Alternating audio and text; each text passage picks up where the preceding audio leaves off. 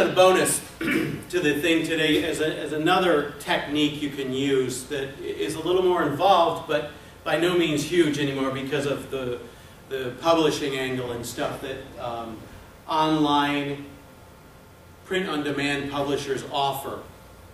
And it's a bonus section to become the expert in something, so that you can use that to gain more opportunities, to sell more, to do whatever you want with. Maybe set up a site and do an online business or something, or an eBay business or something. But another way to gain respect and get more done and more opportunities is become the expert. Because then people come to you, they listen to you. Write a short book on the process and the importance of getting it done on time for whatever. In this case, I meant the MBS report we talked about, but whatever that is. Get a book on the process, and whatever the point is, make it in the book to become the expert. Train those that have to get you the information.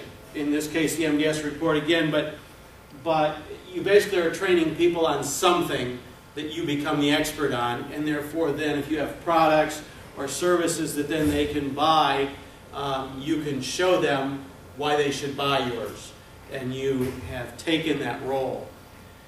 Use your book as maybe a manual for something. And it doesn't have to be a big book.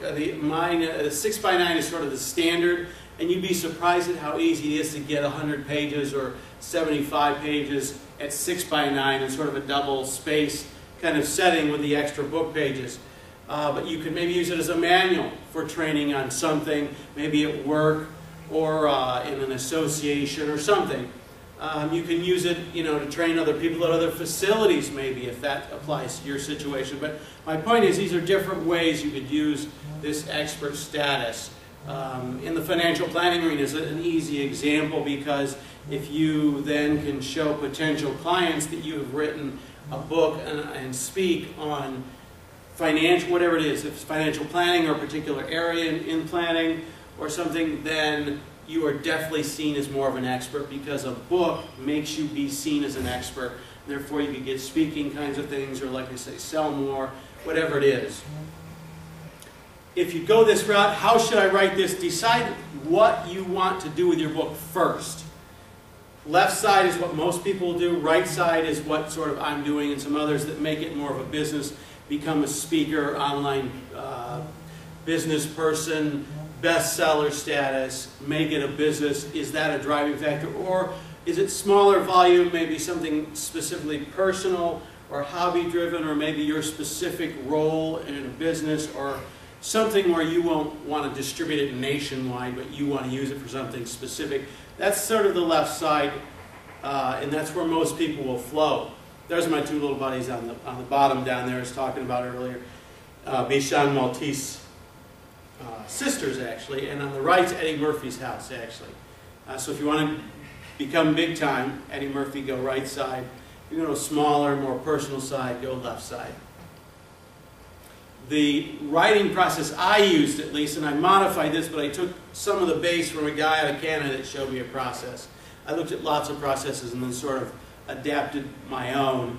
And then on the right side are some of the people that can show you how to do this in addition to myself. These guys actually have manuals out that are self-publishing manuals and show you a lot of the stuff. And at the bottom there's Jim Carrey in one of the movies. Some people will think you're cuckoo.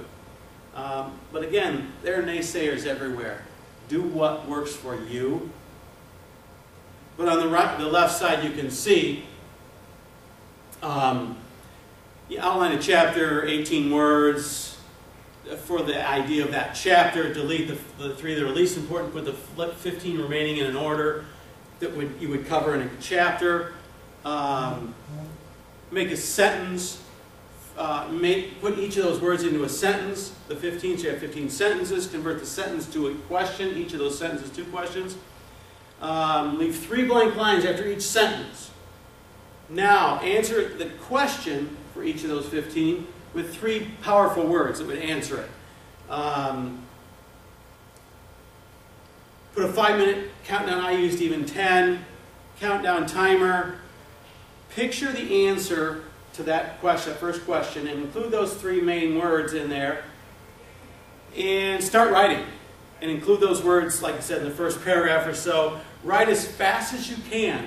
Don't stop, don't edit, don't do anything but get information out of your head on the type, whatever it is, computer, on the laptop, on the paper, whatever it is. Write as fast as you can, and you normally come up with your best stuff if you're pushed to do it in a very time-driven fashion.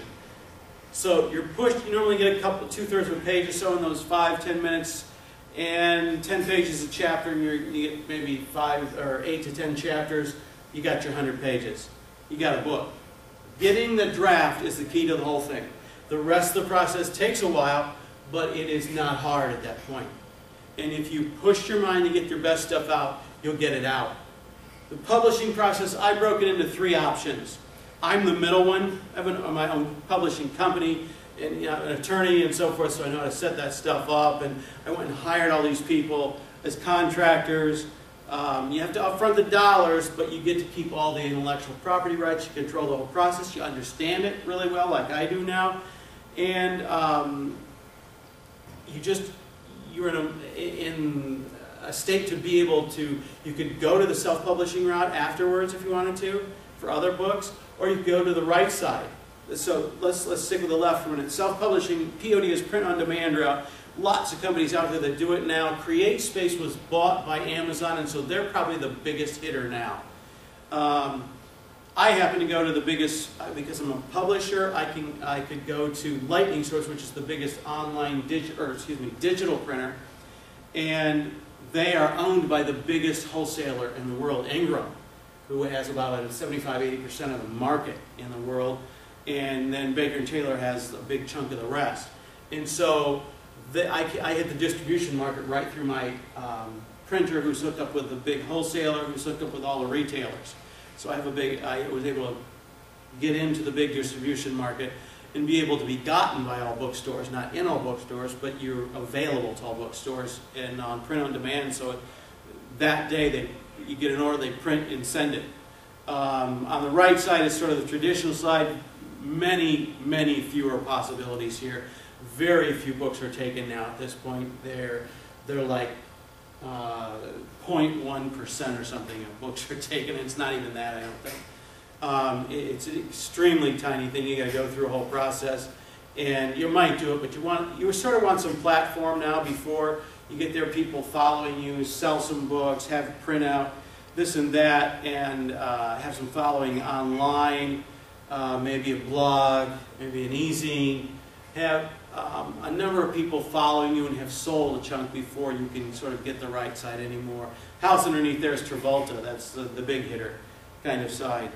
So that's the other thing you got to decide is how you want to go through this process. If you're on the left side, you're normally not going to be picked up by a traditional publisher because they don't like self-publishing POD books a lot of times because they don't go through the critical process that their books do.